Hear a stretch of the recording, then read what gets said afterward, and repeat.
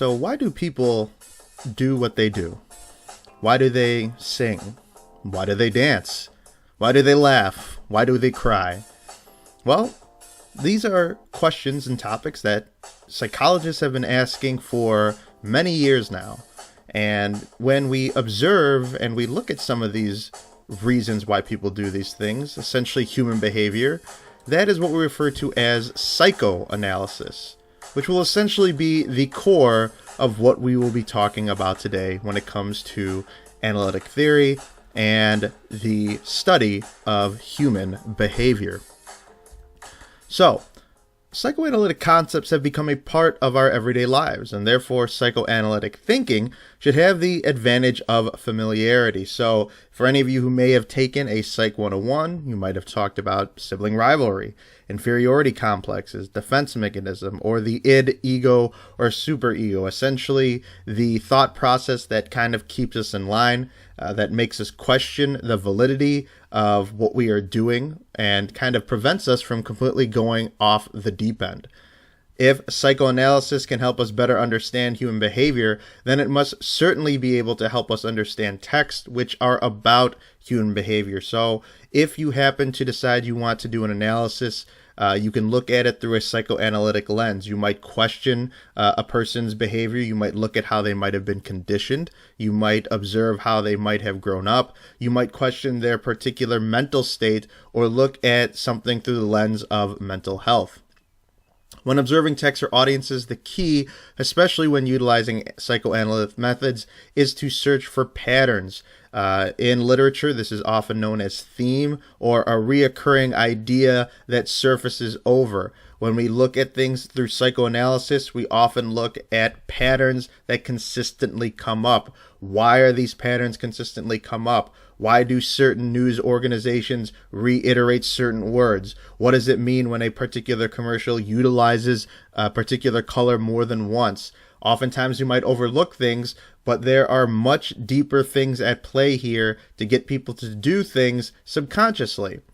There are also other things that you might look at. You might look at the fear of intimacy, the fear of abandonment, the fear of betrayal, low self-esteem, insecure, unstable sense of self, or the Oedipal fixation. And for those of you who do not know what that is, it's when a son wants to murder his father and marry his mother, the sort of Oedipus complex. Many of these particular issues and anxieties are at the core of various business strategies and Academy Award-winning performances. So you might analyze a commercial and you might say, well, what type of approach psychologically is this commercial trying to use?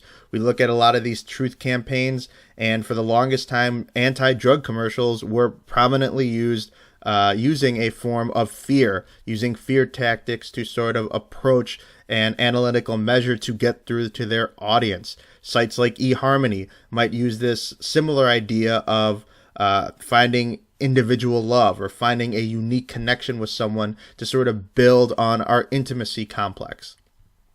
Our fascination with media representation of death and death work is another example of how we project our fears and problems onto people and events outside ourselves. So psychologists are just as fascinated with life and are just as fascinated with death. So when you look at things, we might look at a certain sort of marketing campaign, such as with the Nationwide commercial when they decided to use a boy from beyond the grave to sell their car insurance, and question whether or not that sort of approach is actually beneficial. Is it helpful? The opposite of that, which is the idea that sex sells, is merely the tip of the iceberg, especially when trying to deconstruct why some advertisements or texts involving sex or sexual situations succeed while others fail. So looking at a commercial for Axe chocolate, I've asked many of my classes, many of the women and girls in my classes, if they would prefer if their significant other smelled like chocolate, and let me tell you fellas, the majority say no. So if you happen to go buy a can of Axe chocolate body spray, I'd say do yourself a favor and return it.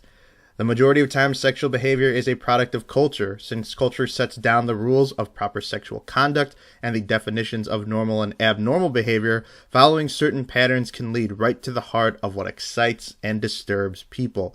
So you see the word culture in there.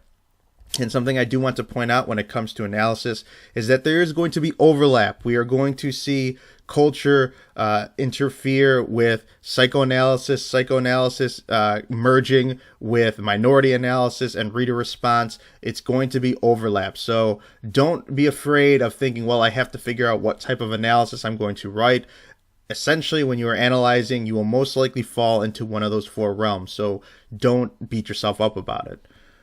Questioning pertaining to psychoanalysis and text. So what does a text suggest about the psychology behind its author? What do our reactions say about us? So we might look at a movie like The Human Centipede, and if you don't know what it is, throw it in your Google box, and don't look at it too long, but you might ask yourself, what kind of a person comes up with a movie like this?